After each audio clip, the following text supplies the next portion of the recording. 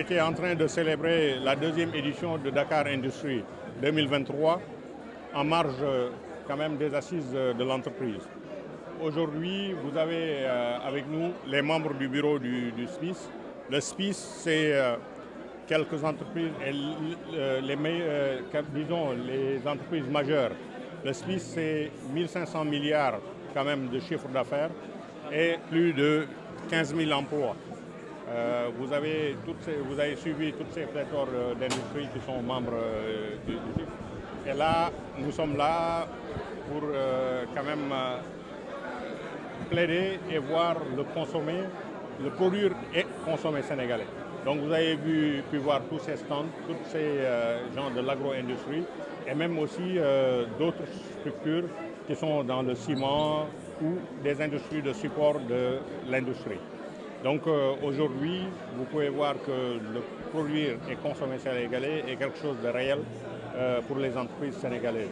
Et nous avons aussi pris quand même saisi cette occasion pour rendre un hommage vibrant à un capitaine d'industrie qui nous a malheureusement quitté, feu Ahmed Amar. Quelqu'un en lui seul résumé quand même l'industrie et le fait de dire on produit et on consomme sénégalais. Le secteur industriel, il est là, c'est difficile comme partout dans le monde. Nous venons de traverser deux crises, la Covid et la guerre. Mais comme je l'ai dit dans mes propos, l'entreprise sénégalaise est résiliente et cherche quand même à s'adapter et à quand même continuer et à être résiliente. D'abord, c'est une belle opportunité pour permettre au monde de l'entreprise de s'exprimer, de faire face à nos autorités publiques. Il faut reconnaître que c'est l'État qui a la commande publique.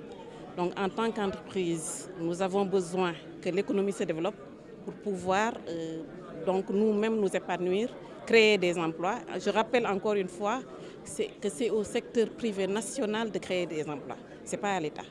Donc c'est à l'État d'impulser, de mettre en place des politiques qui peuvent nous permettre, nous, de nous développer au sein de nos entreprises et parallèlement de développer l'économie. Problématique, si on peut en parler, on en a parlé tout à l'heure d'ailleurs avec le ministre des Finances, c'est surtout le contexte fiscal. Donc le ministre comme le Premier ministre ont parlé d'une réforme en cours du Code des impôts.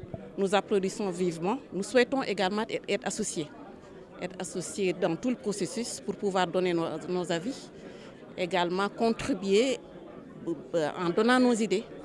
C'est extrêmement important, plutôt que d'être mis devant le fait accompli. Mais globalement, encore une fois, comme je l'ai dit en salle, nous saluons les initiatives qui ont été prises par l'État à travers le plan Sénégal émergent. Les assureurs l'ont ressenti dans leur exploitation. Notre chiffre d'affaires a doublé entre 2014 et maintenant. On va vers un pays pétrolier et gazier, donc nous applaudissons également et on se dit qu'on pourra encore faire davantage. Toujours au bénéfice de l'économie sénégalaise, parce que comme on l'a rappelé tout à l'heure, nous sommes également créateurs d'emplois. Les assurances, c'est plus de 3000 emplois à travers tout le pays. Nous sommes présents sur tout le territoire national. Donc si l'économie se développe, nous le ressentons aussitôt au niveau des assurances, parce que nous accompagnons le développement économique.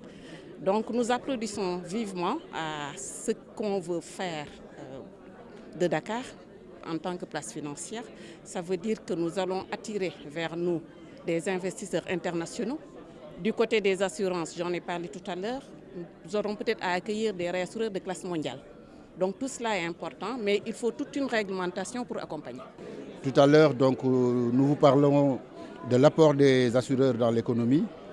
Comme elle l'a dit tantôt, le marché sénégalais des assurances, c'est une trentaine de compagnies d'assurance réparties entre vie et non-vie.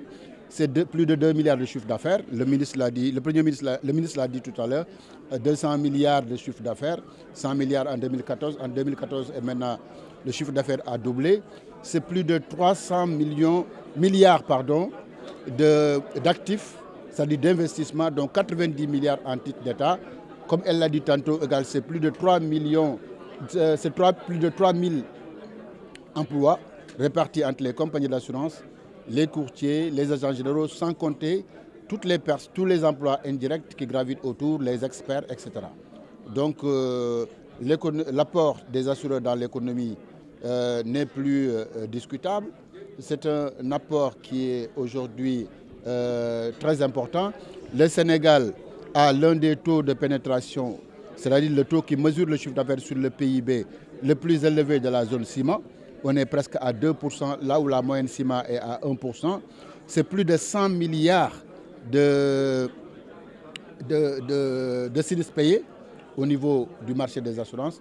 Donc je pense que d'ici quelques années, tout cela avec les réformes qui sont en cours va permettre de mieux positionner le secteur des assurances dans l'économie. Bon, un accident, par définition, c'est un événement qui n'est pas prévisible.